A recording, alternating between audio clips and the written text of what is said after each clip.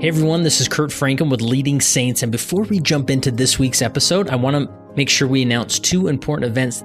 First one, on November 16th, 2019, we are having our annual Leading Saints live event on the campus of Salt Lake Community College Miller campus, which is in Sandy, Utah. It's on a Saturday, November 16th, starting roughly about 8 o'clock in the morning until about 4:30. We're having 5 phenomenal speakers, including Jody Moore, Dan Duckworth, Wendy Ulrich, Anthony Sweat, and myself. And we will jump into, these are individuals who've been on the podcast and been very popular on the podcast. And so come listen to them live. And if you're not available to come, if you're not in Utah to available to attend in person, you won't get all of the content, but you'll get most of it as we are going to stream it online so that you can access it. But you still need to register. So if you go to leadingsaints.org, right there on the homepage, you'll see an obvious link to click on and register for this event. We only have about 200 seats in this auditorium, and so it is most likely going to fill up. We're about halfway there. So jump in, grab your seat, or watch online. The second thing I need to announce is the 2020 Leading Saints Church History Tour, which begins on July 16th. It's a 9-day tour starting in Hill Cumorah, or starting at the Hill Cumorah, and then we're going all the way to Kansas City, Missouri, where it will end.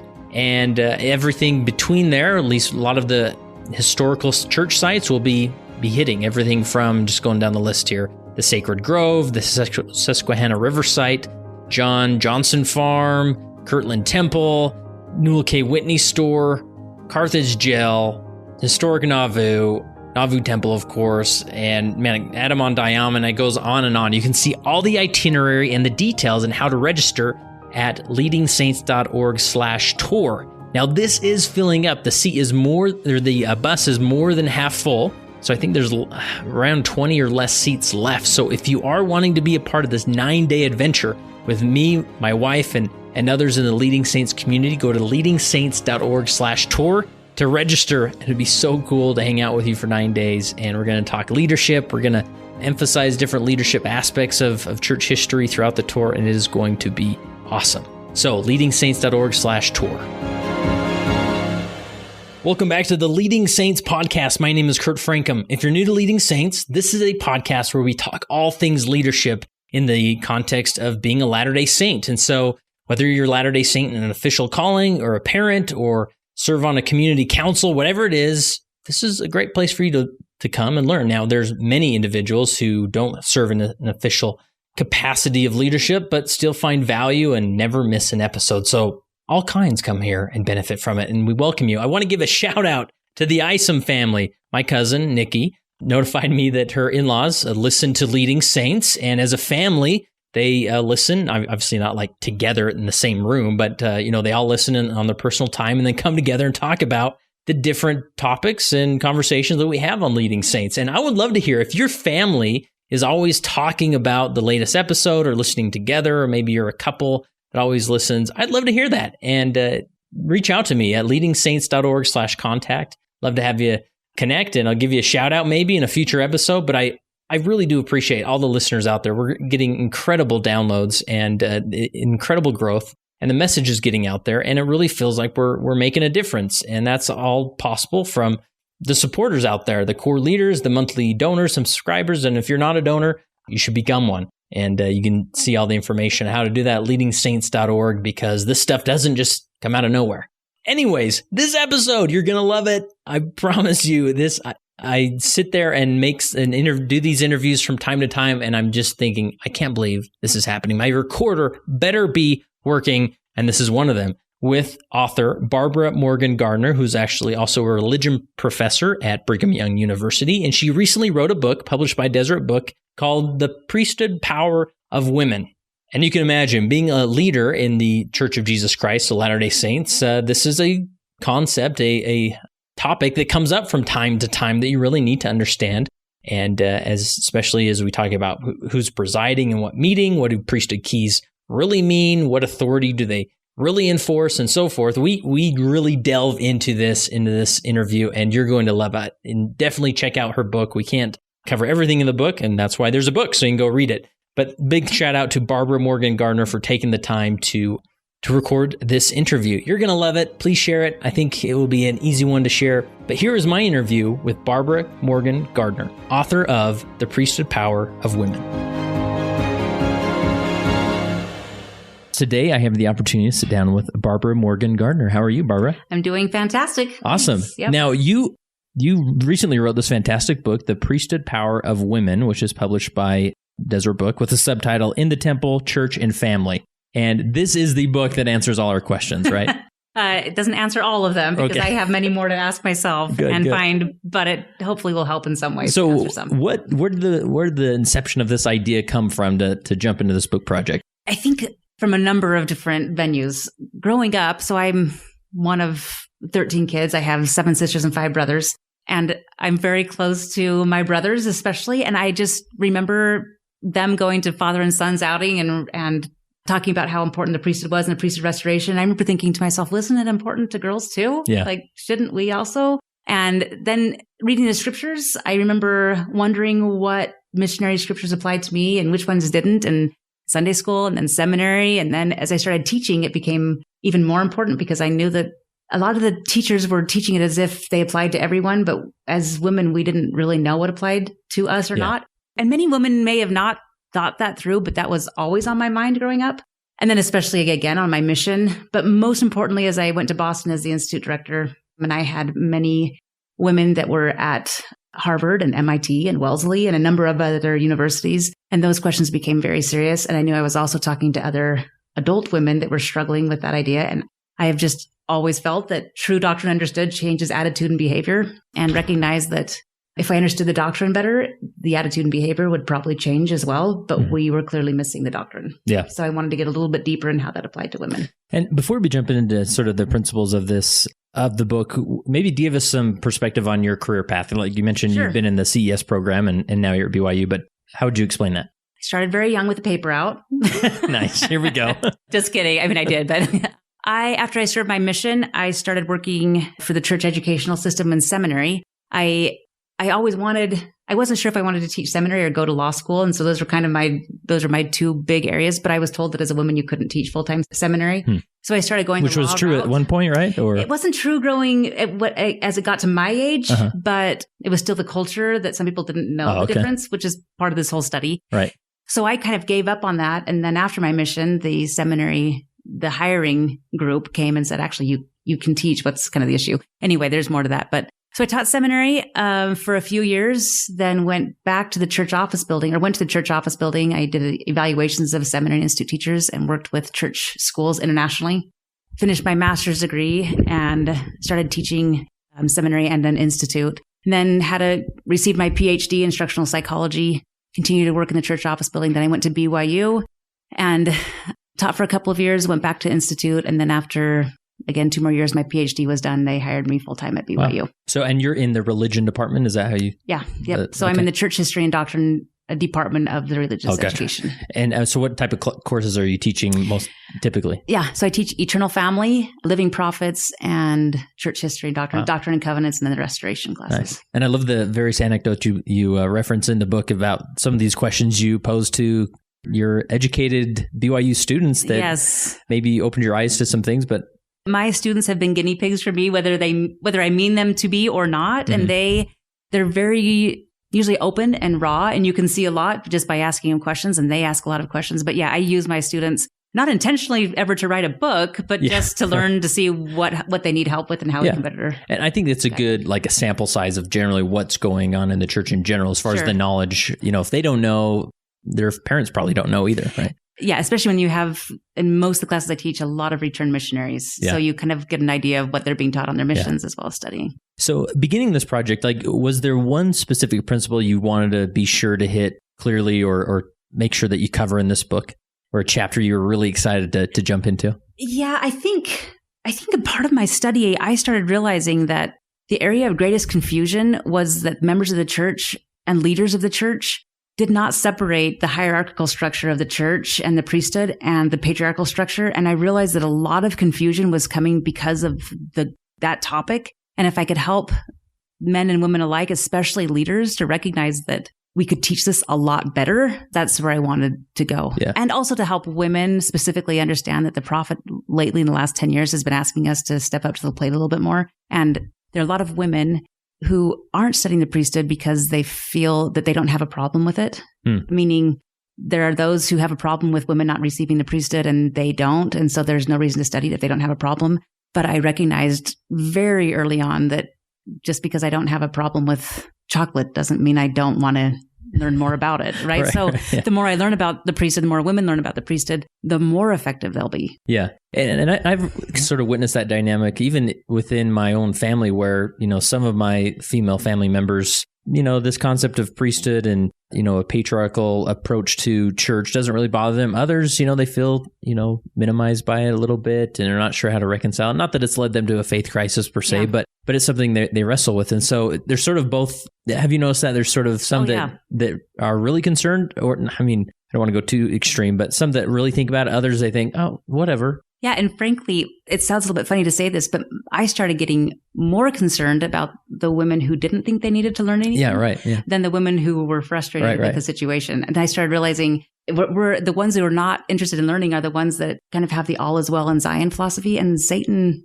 this is a little bit strong, but Satan uses that tactic with them just like he uses other tactics with other people. Right. Yeah, I think that's a great point. So as I go through, and this is a fantastic book. The chapters, each chapter sort of focuses on a different angle that it really, I sit there thinking, wow, this is so insightful. And, as a 37-year-old man who's been a bishop and had held the priesthood, for most of my life, whatever it is, I'm thinking, how come I didn't know this? Do you feel like, and this is my question, is that sometimes I wonder if we were to get in a time machine and take this back to David O.McKay, this book, would he know these things, or is this more of like some more further revelation and understanding that we've gained just in modern times as more people ask these questions? Yes and no, depending on the topic that you're going to ask David O.McKay. Okay. So did he know about women, especially in regards to the temple? Yes. And I don't want, right. I've never talked to David O.McKay. Right. But some of the topics that we are hearing now, especially with women having priesthood authority, is more in the church, is something you hear about more from President Oaks and President Nelson. However, and President Ballard. However,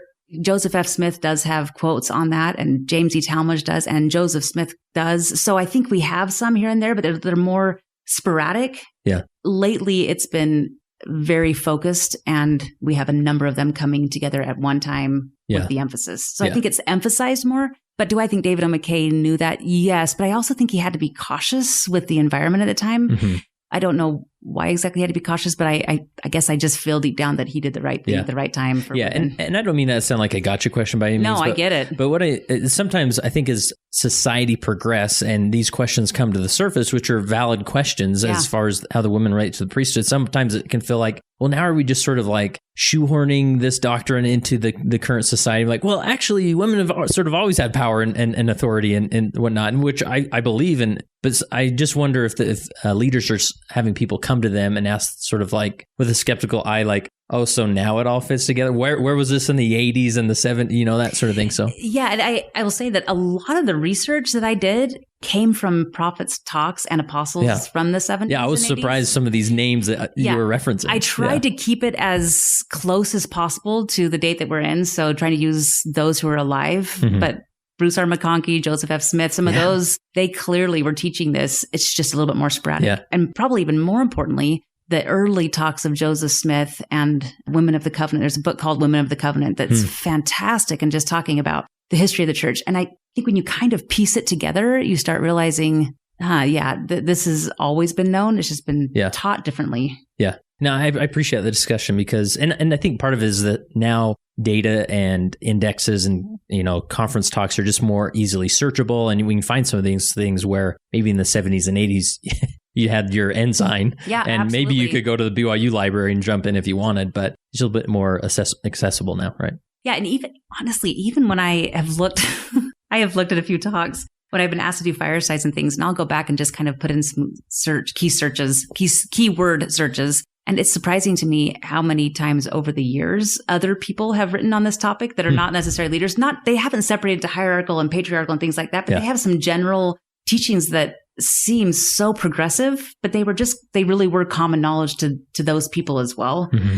I think that one of the things that's been fascinating to me is President Nelson asked 4 years ago in his plea to my sister's talk when he was first called as the president of the Quorum of the 12 for sisters to be studying and knowing the doctrine. And sisters have been asked to do that for a number of years now. And I really feel like this may be a little extreme. I think the Lord and the prophets and the brethren are waiting for the sisters to figure it out too, as if we need to be the ones teaching, and they're going to continue to guide and they're going to continue to give permission and plead. But I think that for some reason, the sisters really need to be figuring it out. They want them to figure it out. Yeah. And I think it's natural that you sort of go to general conference. We want to be spoon fed these precious doctrines where they put them out there and there's doctrines there, but the benefit in our engagement with the doctrine comes as we engage with it, right? As we dig ourselves and find these answers and rely on our own personal connection with the revelation, right? Right. And on that same note, although a lot of times when I was writing, I would just say, oh my gosh, I'm writing something that is so obvious, but I just figured that out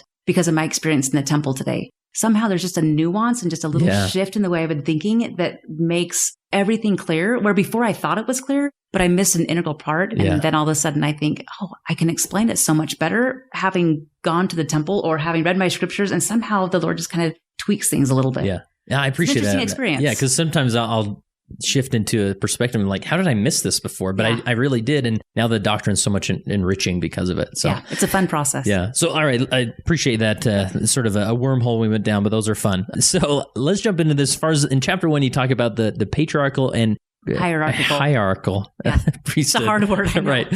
So, and this was sort of just one area where I'm just like, wow, like where has this been all my life? Like this concept. So maybe just give us the synopsis of what that is and what we need to understand about that. Yeah. And for me, it was a complete eye opener, which again, this is why I felt like I almost had a responsibility to help people, because in talking with people, I realized that was confusing to a lot of people. So hierarchical, well, I'll start with the patriarchal. Patriarchal structure of the priesthood is what was used in the times of Adam and Eve all the way through the Old Testament, which is one of the reasons why we see the temple is very similar to the Old Testament. You see this priesthood, and I love, President Benson has a great talk, and he talks about the word patriarchal priesthood.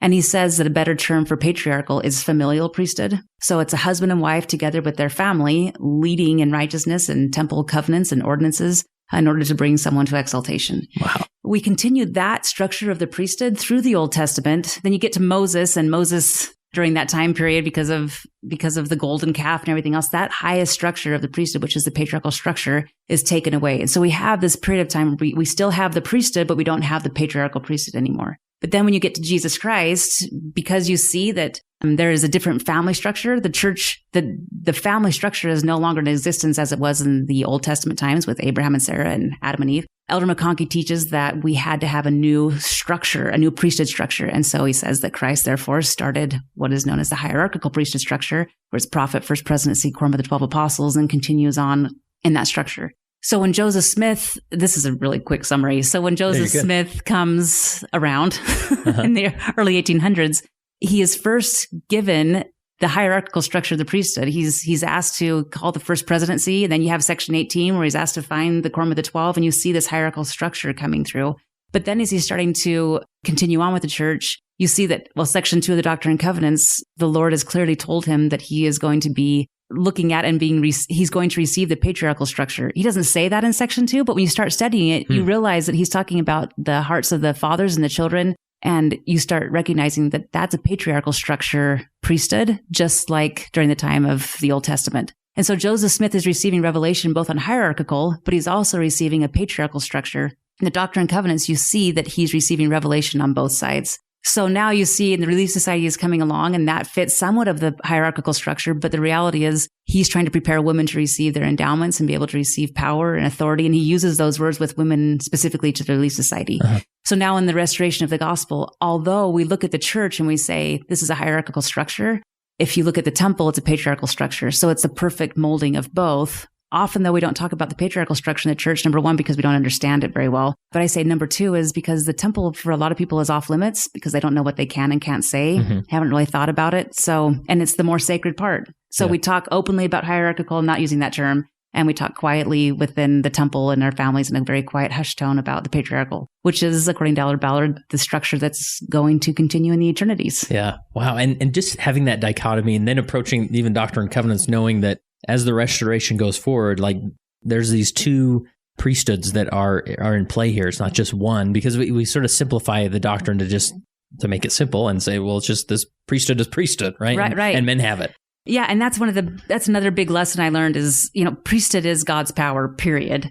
And the priesthood that God has given to mankind on the earth is a part of a greater priesthood. Any power from God is priesthood power. That's the definition. So we talk about as I talk about in the book, we talk about this smaller priesthood as if it was the priesthood, but it is a very minor part of God's power that he has delegated to mankind on the earth. I say mankind because obviously this book, we're talking about both men and women having that priesthood power. Yeah. And just that idea, it really expands the priesthood and the understanding of the priesthood, because it can be so easy to focus on the hierarchical priesthood that, the bishop's the bishop. And, I've gotten through my season of being the bishop. And so I had that authority, but now I don't. But at home and I'm here, like that authority, this power is constantly present and constantly something I'm engaging with. And that's inspiring. Yeah. And again, I think the brethren have done a great job in talking about that priesthood. There's a good reason why we're talking about what I'm saying, that priesthood. I'm going to talk about this. So I'll go back a little bit. Elder Renlund in his book, and this was another one of those, he talks about the big earth priesthood and the little earth priesthood in his book. And I use that in mine as well. Melchizedek priesthood. Yeah, the Melchizedek priesthood. So it was Elder and Sister Renlund who wrote that book. But that concept had already come very clear to me before he had said that. And when he said it, I just thought, thank you. I mean, once again, a confirmation of the things that I was already learning. But he explained it in such a great way. The big earth and the little earth. So the big earth is this globe that we have, and the little earth is the dirt. And so the brethren are often talking about the big B brethren, and also we as members of church often talk about the little dirt priesthood as if it was everything, but for good reason. We're talking about the importance of key holders, and we're talking about the authority, and we're talking about doing your home teaching and being a good bishop. And so that is a major focus, and it's something that we can talk about outside. But when you're talking about the patriarchal priesthood and the order of the priesthood, you're talking about temple, and there is a bigger caution about talking about that. So there would be a reason we wouldn't know as much about one as we would about the other. Yeah. Although those doors have been opened a lot more lately, especially with Elder Bednar's recent talk on the temple. Yeah. Again, he's not saying anything new, but he's reiterating what other prophets have said before, but somehow we have a lull in that recognition. Yeah, nice. It's also helpful. It's always helpful every few decades or maybe more when the apostle says, hey, we can talk about these things a little bit more. It's getting a little bit too hush-hush, you know, because it's important. And I completely agree that we should be talking about it more. Yeah. But again, people have a hard time talking about things they don't know a lot about, which is a reason to study it more. Because especially with the temple, if you feel like you're going overboard or talking more than you should, you feel like you're doing something wrong. Yeah. But if we knew what we could talk about, which really just comes again from studying and knowing what the prophets say, then the sky's the limit for the most part. Yeah. And especially as you go through the book of Moses, you think, does Moses know he's writing too much outside the temple about the temple? Exactly. Yep. And Jacob and Well, for the sake of I might as well have you just read word for word your chapter 1, but we won't do that. Okay. Obviously, you've already done that in the audiobook. So, but even though chapter 1 itself, is worth the price of the book, and to go check it out, or sit down, find a place to sit down in a desert book and read it right there, because it's just so helpful to see that dichotomy and then see the gospel through that perspective. So I want to jump into keys, priesthood keys, because I was called as a wise, experienced bishop at the age of 28. I had a degree in marketing, and so I knew everything. I was completely prepared for this, right? So, and I was obviously given keys, and I'd been an elders quorum president before, and obviously deacons and teachers quorum president. And I think like this concept of priesthood keys, we sort of throw it around like we know what we're talking about, but I will be the first to admit, I don't really know what I'm talking about when I say priesthood keys. I'm learning more about it and understanding it, but especially in an elders quorum where you think, what are the elders quorum keys for? And we sort of default to, well, that just means he's the guy in charge. So if there's a decision to be made, he gets the last say in the decision. But it is so much more. So how would you begin helping us understand what priesthood keys are? Yeah, so I would back up a little bit further than that, if that's okay. And I say this in the book as well. There are at least 40 different types of keys that are mentioned in the scriptures. And we often talk as if there's one, and we talk about the key, and we don't use this terminology, but we say priesthood keys. A better terminology for that type of key would be the keys of presiding. But you also have keys of the apostleship, or keys of being an apostle, which no bishop, stake president, elders quorum president, deacon, or anyone else on the face of the earth holds, except for 15 men on the earth. Mm-hmm. And I think sometimes people just think if you have priesthood keys, then you've got it. But that is not the case. You have very specific keys for a very specific purpose. And if we're talking specifically about keys of presiding, we are then talking about a person who has been given those keys, who has been given, in a sense, authority to act in the name of God in behalf of people under his stewardship. Mm-hmm. So he can turn those keys in their behalf. He can promise blessings. He can use those keys to do those things as a presiding official in the church, which I think most people recognize it as that. But I'll also say that I think that some men, and I'm not saying that I understand this completely either, but I think some people, in this case, men, hold those keys and don't recognize the power that they have with those keys, mm-hmm. that they really can bless their wards. They really can make promises in the name of God because they are the key holder, where their first counselor could not be making that promise. And frankly, the elders quorum president could not be making that promise to the ward, but they could make that promise to their elders quorum, right? Yeah. So the main thing is, I would just say, is the person who is a key holder, a presiding key holder, has the right and the responsibility to be blessing and acting in the name of Jesus Christ in behalf of those people he has stewardship over. Yeah, which would be a bishop, would be the people in his ward and so forth, right? Right. And sometimes we just say that, well, he's in charge. And I would say, yeah, he's in charge. But what that really means is he is given the responsibility to bless and to be serving and to be leading the way Christ would if he were the person in that position at that time. Yeah, I love how you use those words, and I'm sure they're not your words. I mean, you're not making this up as you go. That came from Elder Ballard. Right. So, because I remember on my mission, President Grow, my mission president, many times at the end of zone conferences, he would take a moment and say, according to my keys, I bless you, and give us a blessing, sort of a group blessing. And it was such a sweet moment. We felt so connected to him. And I think even I've heard some apostles use similar language or, sort of give this, I bless you, that, in a formal meeting setting. And I remember many times as a bishop just feeling this urgency to make promises to people. Yeah. And I, maybe in the moment I didn't realize I was using my keys, but I had every permission and every level of authority to make those promises to that individual, even when they seemed like, in the back of my head, I'm thinking, what are you saying? Stop right now before you say too much. But that is the authority to bless those that we preside over. Yeah, absolutely. Wow, yes. That's powerful. So tell us the story. So how would you define this? And maybe I'm skipping back here, but the story you told about, you asked your students, who here holds keys? Oh, yeah. And I've done this a number of times, so I can't always remember exactly what I put in the book, but I have asked, in this case, I think I just asked who in here holds priesthood keys. And I actually had them write it just down on a piece of paper because I really wanted to know if they got it.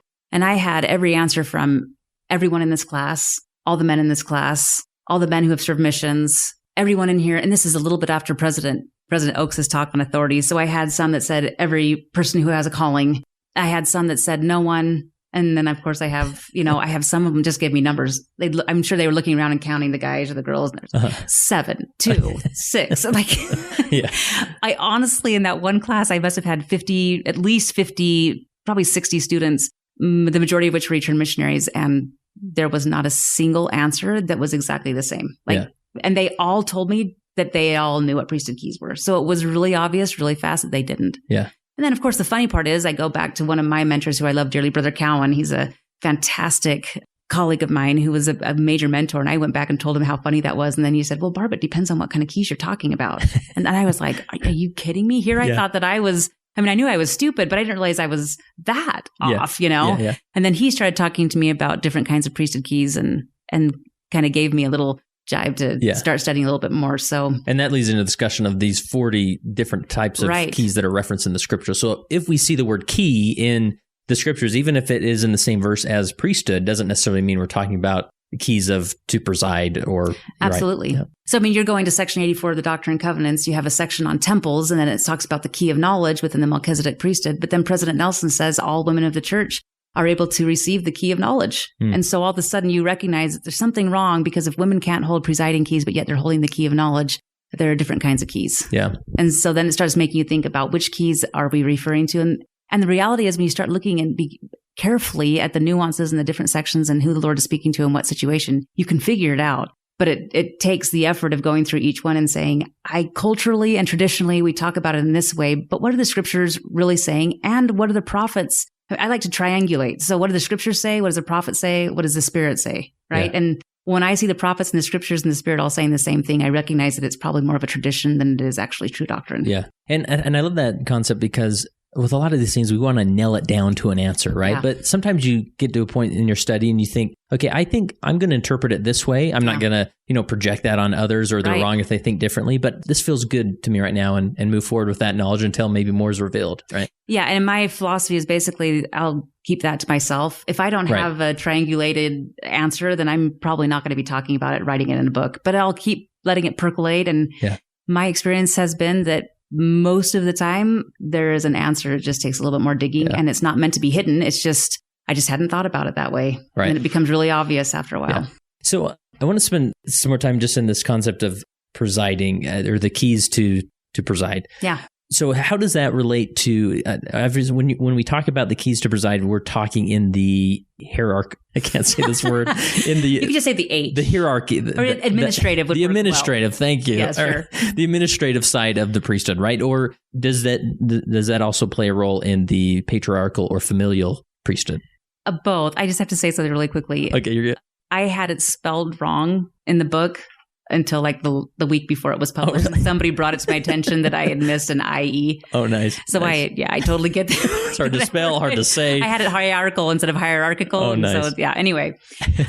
So it's a little bit confusing to people, because we talk about, especially in the family proclamation, that men are to preside in the family. And so we automatically say, okay, presiding means presiding. And so then we use the church's structure, and more significantly, we use the world structure. And presiding, for a lot of people, especially for women, and perhaps women that are really interested in this topic, presiding has some negative connotations for good reason. But specifically, when you're talking about the patriarchal structure of the priesthood, you're talking about, so this is the family. If you're talking about patriarchal, I'm just going to say patriarchal or family, it's given to men that they have the role of presiding. So when you look at what the brethren are teaching about presiding and what that means in the family, they flat out say on many occasions that presiding in the family is different than presiding in the church. And so that makes you think, okay, so then what is the difference? And you start studying a little bit more, and you could start looking at, what does the handbook of instruction say, the person who is holding keys and presiding in the church? It says quite a bit. And then you say, okay, so that person has authority in this way, and he has the final decision. And you kind of start looking at that, and you say, okay, so what have the brethren said about what it means to preside in the family? And number one, you don't see anything about keys and presiding in the family. Keys and presiding belong in the church structure, not in the family structure. Gotcha. So when you look more into it, you say, okay, so how are they defining presiding? And what you see is what I talked about earlier, not a lot different. It's talking about being humble. It talks about being a servant. It talks about trying to unify families. But it also talks about, for presiding specifically, the one who presides is the one who will be performing priesthood ordinances in the family. But it also talks about, when you're talking about presiding, you're not saying there's a president and a vice president, or a president and a counselor. You're talking about a husband and wife who are equally yoked and who should be working on counseling and making decisions together. And if a man decides that because he's presiding, he is ruling over his wife, amen to the priesthood and the authority thereof. That would not be the case in the church structure. In the church structure, that would be appropriate depending on the situation, but completely not appropriate in the family, which again is a huge eye opener to a lot of very strong, active members of the family who think the man presides, and so therefore they're in charge. Yeah. They're not. So a bishop could say something in a ward council like, as the bishop, I feel like we need to do this, and I'm going to take the steps forward to do that. Yeah. That would be appropriate. Absolutely. At home, he goes home, as the father, I feel like we need to do this, and in fact, we are going to do that. Not appropriate, right? Not it's appropriate more with counsel with the wife and things. So that's so helpful.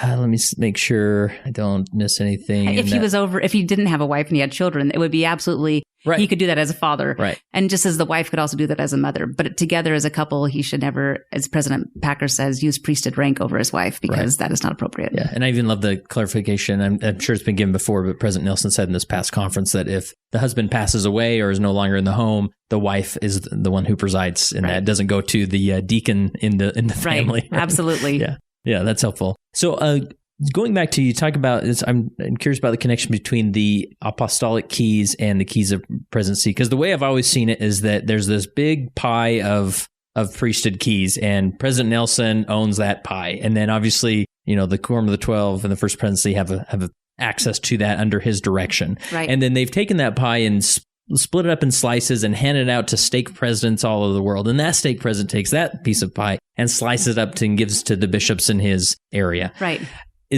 I know that's like a horrible analogy for gospel, fantastic. But is Totally. that am I on the right track with that? If you're talking about keys of presiding, okay, keys of presiding, which but that's not all the keys that the apostles have. Right? Okay, that's helpful. So I guess which leads to my next question is, oftentimes I know my brother who's a stake president sort of wrestles with this sometimes. Obviously a stake president doesn't want to step on the toes of the bishop.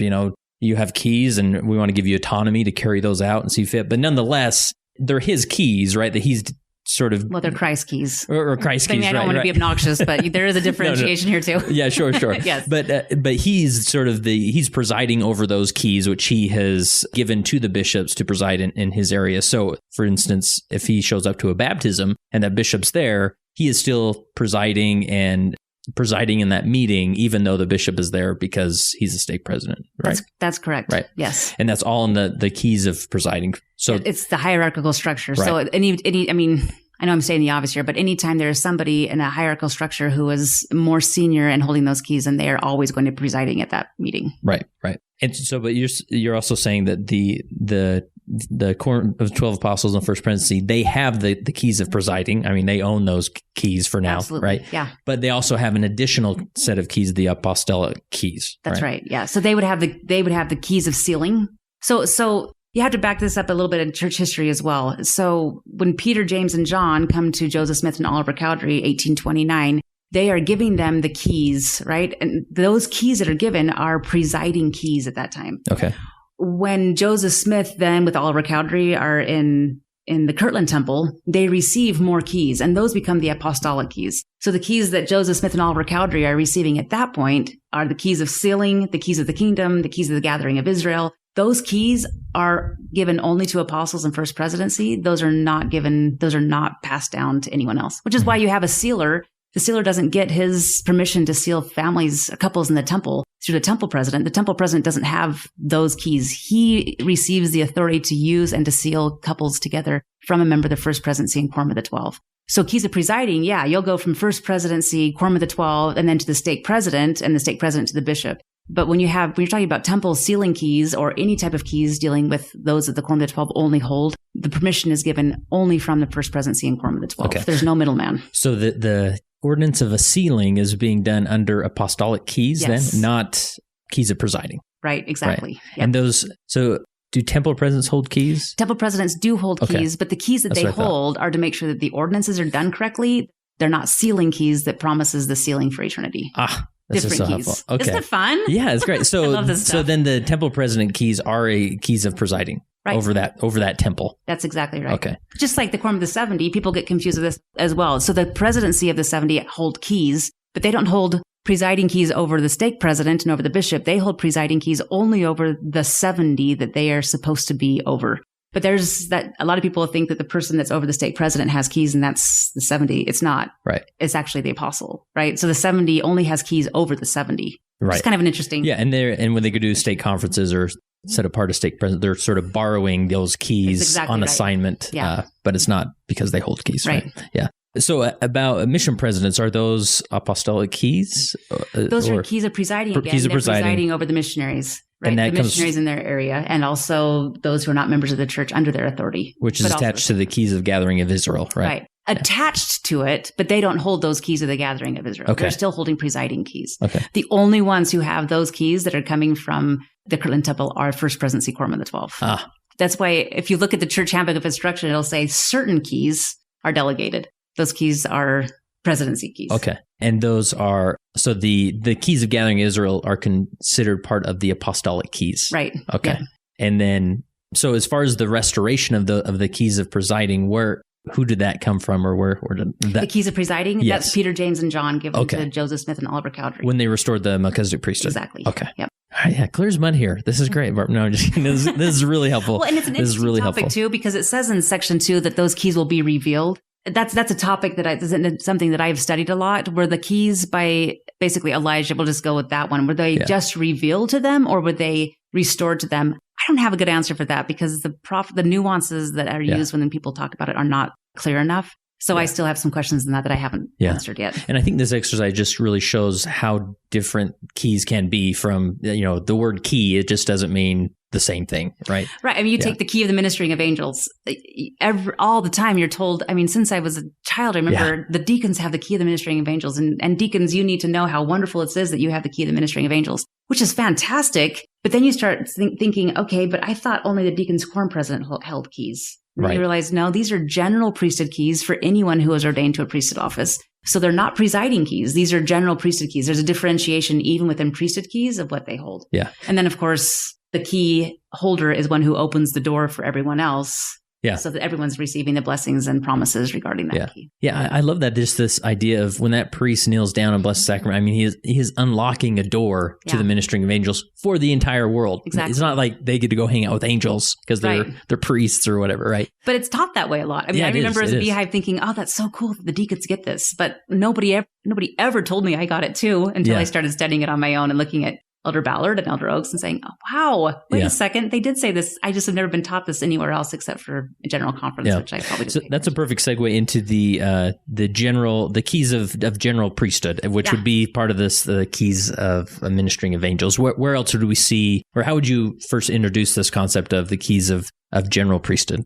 It depends on how I'm teaching it. Okay. But if I were just talking to students or people that I know and love, I would kind of do what we already said. There are different kinds of priesthood keys. Okay. There are apostolic keys. I usually break it down into three different kinds: apostolic keys, presiding keys, and general priesthood keys. Yeah, so there's three general areas. Yeah, I would say three. Okay. I mean, I've tried to break it down to simplify four, but to simplify, I do three. Yeah. So we already talked about the first two. The second one, or the third one, would be the general. I call them general priesthood keys, the keys of the ministering of angels. Or in other words, it's not a presiding key and it's not just one that the apostles hold, but any person who is ordained to a priesthood office receives those keys. But then also the keys of the mysteries of God are general keys, regardless of ordination to a priesthood office. Any member of the church who is a covenant-making, covenant-keeping member can have those keys because that's a promise that comes in section 84, which is a temple section. Yeah. Which is one of the sections that President Nelson asked all the sisters to memorize. Used to always be a section only for men, but President Nelson, in the last two conference talks that he has talked about women understanding the priesthood, he has asked specifically for the women to understand section 84 because it applies to them, which is groundbreaking, frankly. Yeah, that's powerful for sure. All right, so we spent a good 40 minutes here on the priesthood and these, the patriarchal, hierarchical priesthoods, and then the keys. And this book's about women and priesthood, right? But I feel like that's such a foundation, and one I wanted to have a good discussion about keys, but also once we understand these different intricacies of this term key that we use in the church, then we can understand, okay, how do women fit into all this, right? And so what should we understand as far as authority? Again, the whole book talks about it, but where do women start to plug into these ideas? I mean, if you're talking about keys, then we'll just start there. The keys that women have are going to be focused in the temple. And frankly, I only say that it's so hard to explain this without, you have to really think of the nuance. Right. But you're talking about like the key of wisdom, the key of knowledge that specifically talks about the temple. We're not talking about presiding keys. Yeah. No one receives presiding keys in the temple. Men and women kneel across the altar on equal kneeling. I don't know, say equal standing, but that doesn't really work. But they're equal. No keys are given to either of them. So the keys that are available there are the keys specific to the temple. And most people wouldn't really use the term key just because it would be different than how we would use it in a normal church. Right. So that's the first part. So for women, yes, of course, keys are extremely important, but they're not going to be presiding key holders at all. Even in Relief Society presidencies. No, there's no woman who is given priesthood keys for those, but it has to be an ordained office, priesthood ordained office. But do they have authority? Yes, they have the same authority in their responsibility as, frankly, an elders quorum president and his. It's a little bit difficult when you start talking about keys because the reality is a Relief Society president also can make promises for the Lord. She also has authority. And trying to distinguish exactly what she has compared to what he has is maybe perhaps a little bit fruitless. But at the same time, you can say a woman has priesthood authority to be making promises because she is given that priesthood authority from the key holder. Yeah. If there was no key holder, she wouldn't have the authority to give those promises. Yeah, so again, that key holder is extremely important. Yeah, that's important because there can be so much nuance in these discussions where you feel like, well, I don't want to overstep my bounds, but to empower Relief Society presidents for a bishop to say, listen, you have authority. You walk in there with that confidence and power to make promises and bless those sisters, right? Yeah, and I remember serving as a Relief Society president and as a stake young women's president and as a missionary and feeling strongly, just like you were saying, that I could really make some serious promises to these girls and felt very compelled in some cases to make promises and then questioning myself and saying, but by what authority am I doing this? And having an inner battle and then just going with the Spirit and saying, sisters, I promise you that if you do it, and just kind of go through there. But I knew when I was saying it, that the Spirit was confirming to what I was saying was true. It wasn't until later that I realized that President Oaks and President Nelson and others confirmed to me that those feelings that I had were actually correct feelings and that they were 100% supported by the Lord. Yeah. But had I not had those callings, it would be a little bit different. I also think when we're talking about priesthood keys, I don't know, and this is something I probably need to study a little bit more. They do have the authority to make promises. I'm not sure as far as those blessings, how that relates exactly. And that's something I need to be studying a little bit more as well. Yeah, that's great and helpful and empowering just to hear that, So what would you, if you were talking to bishops who obviously are key holders and acting under authority in those presidencies, what can they do in a ward to further enable and highlight the authority of women as they go about their week-to-week assignments and roles? I think a number of things. And we've been seeing some changes recently in the church as the First Presidency and Quorum of the 12 are trying to wrestle with what women can and can't do. Yeah. And Bonnie Oscarson gave the great talk about the young women and what they can and can't do. I think one of the things that a bishop could be doing is saying, okay, traditionally, we have only allowed the deacons to bring the sacrament to the sisters, or to those who are, sorry, not the deacons, the priests to bring the sacrament to those who are stuck in their homes, whatever. But what could the sisters do? Like, what could the young women do in accordance with the teachings of the gospel that would allow them to be a part of this sacred ordinance, that they may not necessarily be able to bless the sacrament, but what could they do that would empower the sisters to be a part of this very sacred experience? And I think if they just really asked themselves on a regular basis and really honed into what the sisters were feeling, I think that they would find that they could use the women, and especially the young women, a lot more than they are. Mm-hmm. It could be anything from, I guess I've kind of gone through my own little list and bullet points and just said, could the sisters do this? Could the sisters do this? Could the sisters do this? And probably 90% of the time, the answer would be yes. Yeah. Most of the time when we talk about what the men can do, the sisters can do it too. Yeah.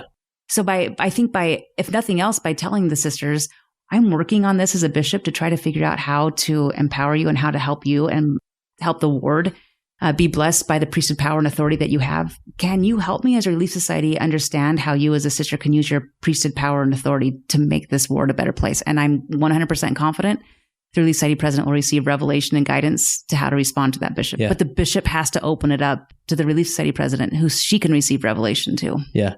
Sometimes we get caught up in these smaller tasks of like, well, can the young women carry the tray, right? Yeah. When in reality, I think most of the time they just want a seat at the table of that revelatory table, right? Absolutely. How do you see it? What are we missing? Yeah. That sort of thing, rather than, if they do go help with a shut-in with the sacrament, should they be sitting somewhere? Can they touch the tray? Those types of things. It's easy to get lost in those details when in reality, just having that discussion as a bishopric, as a ward council, and opening up and finding ways, you'll often find that, there's nothing in the handbook that says we can't do that. Exactly. Right? Yeah. And move forward. Could they be in a room when the High Council is having a discussion? Is there anything that says they can't?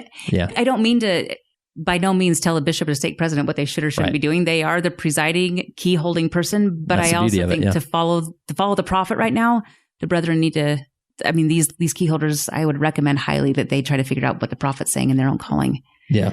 So in chapter 3, you start the chapter off with a variety of questions. And these are, you said, before going through how different parts of the priesthood apply to women at church, let's look at some realistic and pertinent questions people have asked and then answer them using the principles and doctrines just discussed. And you go through questions like, if a husband and wife are called to teach a Sunday school class together, does the husband preside based on what the family proclamation teaches? Is it correct to thank the priesthood, referring to the brethren, for passing the sacrament after young men have participated in sacred ordinances? That's one we're still struggling with. But although I've noticed it's gotten tremendously better. Oh, good. I visit a lot of wards as I travel, and I actually don't hear it very much anymore, which is really fun. Like, we're listening. It's great. And bless the heart of the bishop. He's so nervous up there. He doesn't know what else to say, But is it appropriate for the Relief Society president from one ward to give instruction to the Relief Society president of another ward regarding her calling?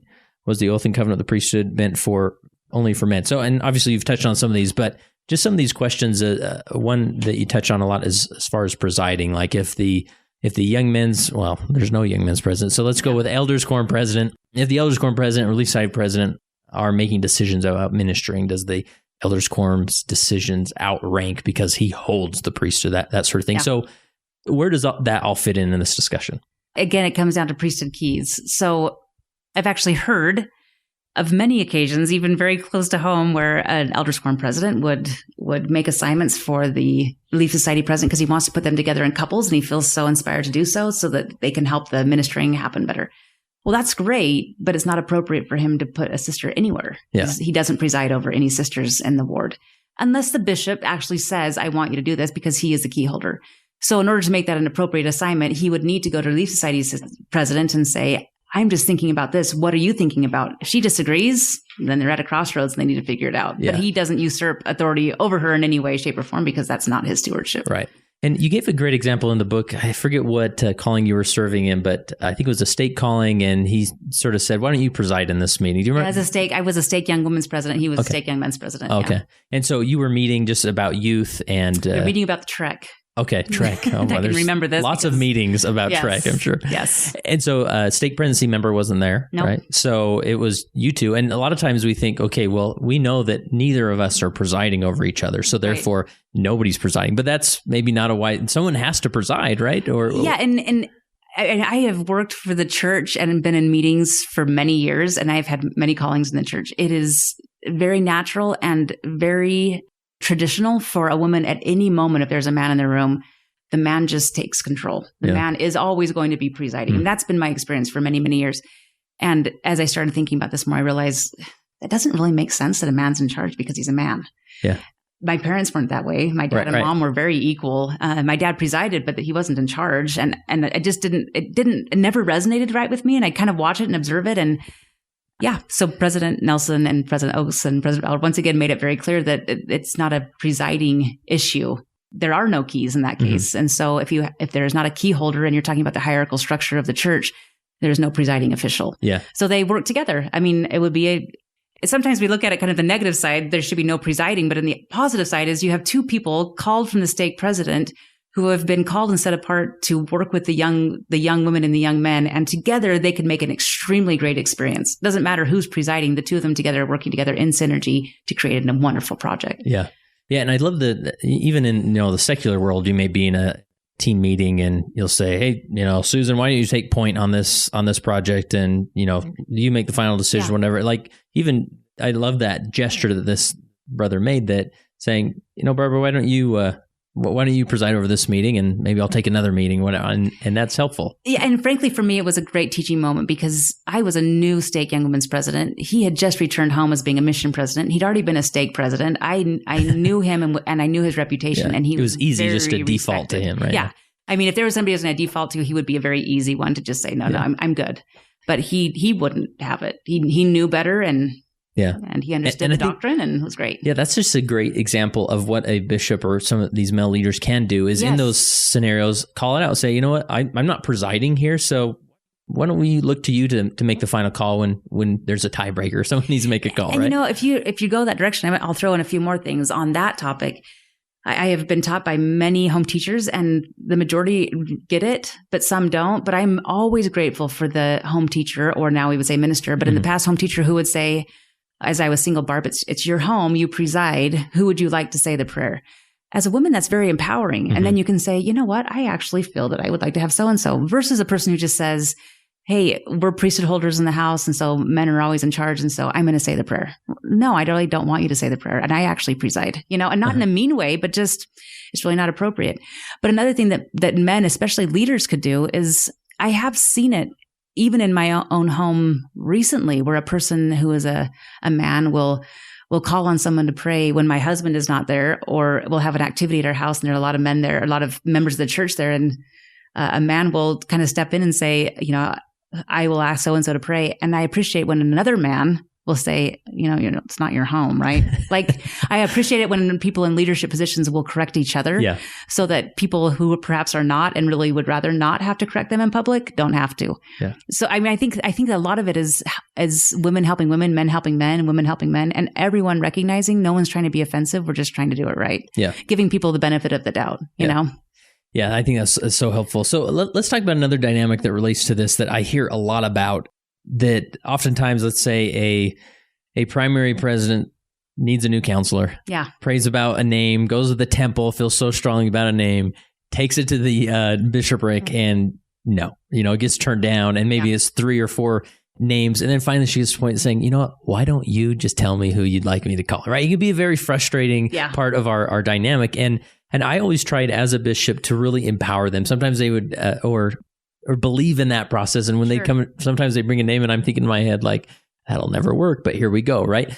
So what do we need to understand from the authority and the keys and all that process? How can we better understand that process, and how can we improve it so that people aren't frustrated by the revelatory process?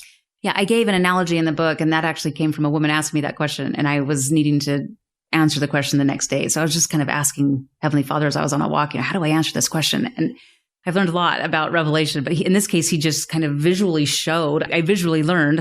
I have to be careful because I don't want to put too much on him. It sounds kind of weird sometimes, but I was walking up by our elementary school, by our house, and I saw 3 little kids. It looks like 2 brothers probably and a younger sister.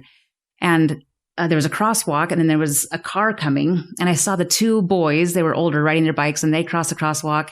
The car waited for them, and then this little girl came, and she was trying to cross the crosswalk as well. And while she was crossing the crosswalk, she fell down, and I could tell that she was hurt. I was too far away, and frankly, I'm not a very fast runner nor an athlete, so I just kind of felt badly for her, but just more or less watched as I was continuing to walk closer. And I saw her fall down, and she started to cry, and she was, finally she sat down on her bottom and looked at her knees, and she was a little bit bloody. At least it seemed like it was from far away.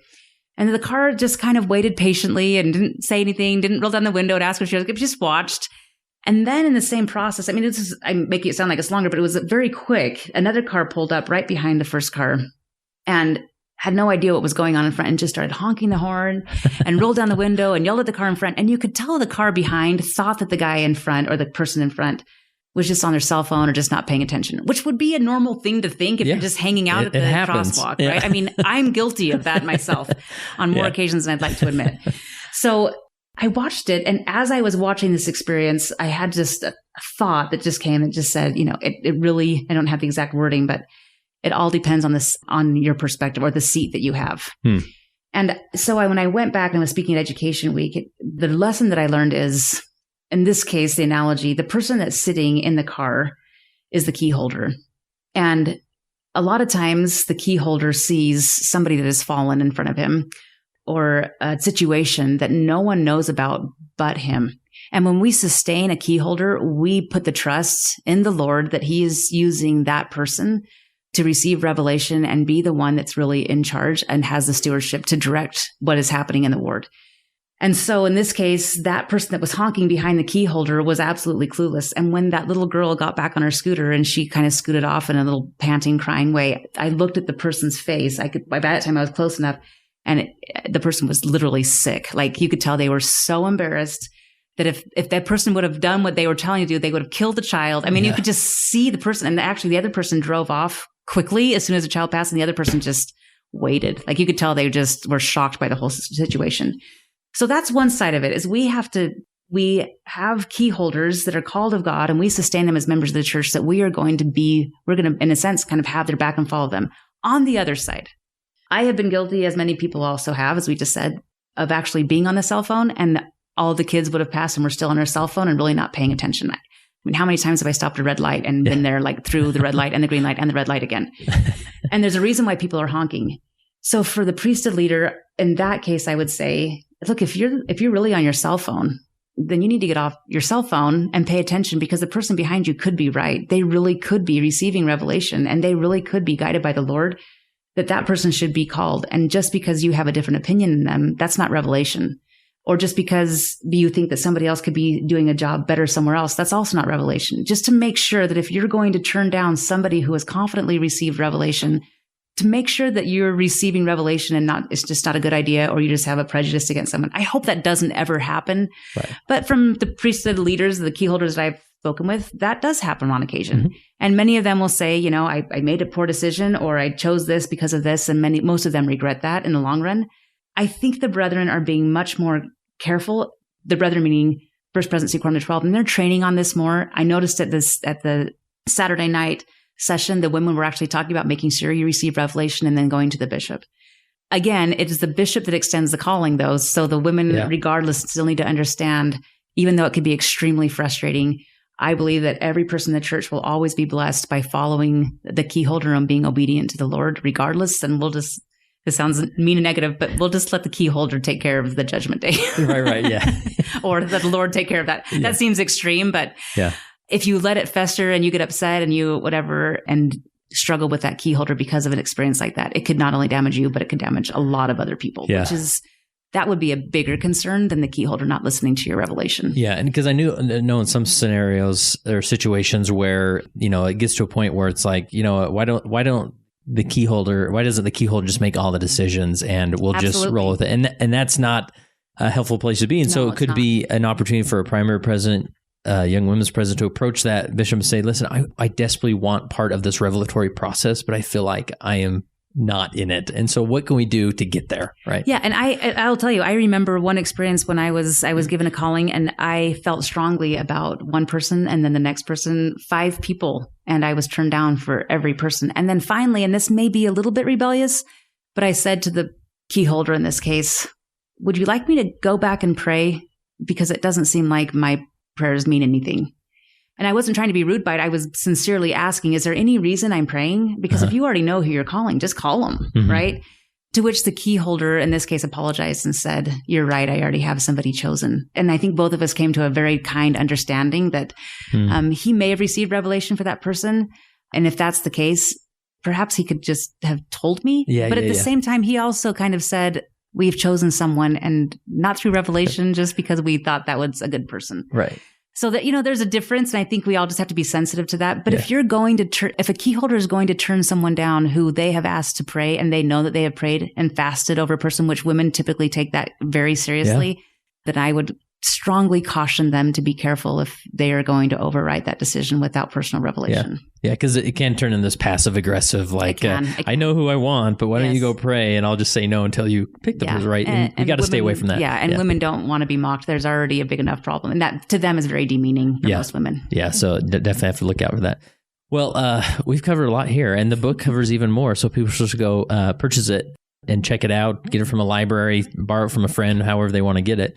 Anything we're missing, but I have maybe one more question, and I definitely want to plug anything else with as far as getting the book, obviously Desert Book and whatnot, but anything we're missing in general that would be worth mentioning in this interview?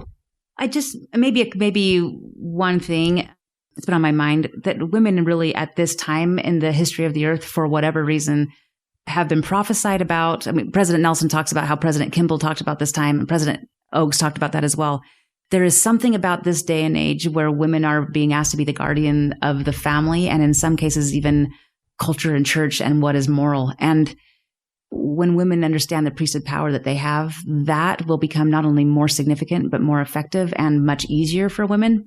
Sometimes I think we try to do it on our own, but we really do have a measure of our creation has been given to us. And if women go to the Lord and ask, well, how do I gain this power and how can I use this priesthood power for the benefit of the children of men? He will tell them. I have no question that that's the case.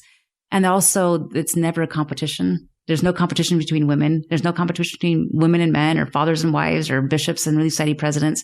If we're doing it right, just like God the Father and Jesus Christ, it's a unified effort. And the more we are one in that, the more power and authority God will be able to give all of his children on the earth. So I think sometimes I hear people saying, especially men, I've heard recently a few of them say, well, what do we have then? Well, you have the same as you've always had, and nothing has changed. The difference is now you hopefully understand that together with someone else, especially a woman, you can do a lot more to save the souls of men. If the reason for the priesthood is to save souls, we should all be happy that there is more available. It's always been there, but now we're just understanding it better. Awesome. Last question I have is, as you've gone through this project and studied the priesthood power of women, how has that made you a better disciple of Jesus Christ? I recognize that the power that I have is very sacred. I pray for power to know. I pray for the ability to know how to use the power. I pray to know what kind of promises I can make in my family, but also as a teacher. I recognize, as I said before, for years I thought that only men had priesthood power, and so only male seminary teachers could make promises. And only male seminary teachers had authority because only they had the priesthood. I recognized I have the same priesthood they do in the temple. The hierarchical structure of the church, although they've been ordained to a priesthood office, isn't what gives them the power. What gives them the power is the ordinances and the covenants that they make in the temple because they're endowed. So I have that ability. So when I'm praying as a BYU professor for my students and I'm asking, what promises can I make? How can I guide? How can I lead these students? How can I help my husband? What prayers can I offer? How can I help my future family, my current family? I recognize that I have more power than I realized in the past. And I have a greater responsibility to be at the temple more, to be in my scriptures more, to find holy places, so that the Lord can guide me and direct me and give me the power that He needs for me to have to fulfill my purpose on the earth. That concludes my interview with Barbara Morgan Gardner. I sure appreciate the research that she's gone into, the book that she's written, and all the principles we discussed. I mean, just the simple concept of understanding priesthood keys on a deeper level. Isn't that helpful? Right? I love that as far as categorizing them in 3 different areas, I think that is so helpful to further understand what it is we've been given. And especially those that hold the keys, what is it, what does your authority really mean and how can you implement it? I hope you feel inspired listening to this interview. And if you have further questions, insights, thoughts, that we have a great Facebook group called Leading Saints Helpers that was originally created to encourage individuals to help out with leading saints. And that still happens. We'll put out information and requests and things of ways that you could help leading saints. But you can go to Facebook right now, search for Leading Saints Helpers, be part of the group. And if you have a question, a concept, or a perspective that you'd like to share, go and type it in there and share it with the group. There's about 1,200 people in there now. And there's some interesting discussion that happens from time to time. It'd be fun to have you a part of it. And don't forget the 2 important events coming up, the Leading Saints Live November 16th event happening in Sandy, Utah. Go to leadingsaints.org and you'll see a place to click on to see how to register. And then also the 2020 Leading Saints Church History Tour. You'll see all the details by going to leadingsaints.org/tour. Be fun to have you there.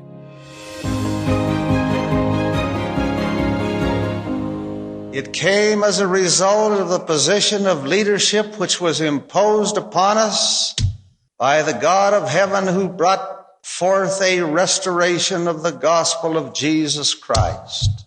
And when the declaration was made concerning the only true and living church upon the face of the earth, we were immediately put in a position of loneliness, the loneliness of leadership, from which we cannot shrink nor run away, and to which we must face up with boldness and courage and ability.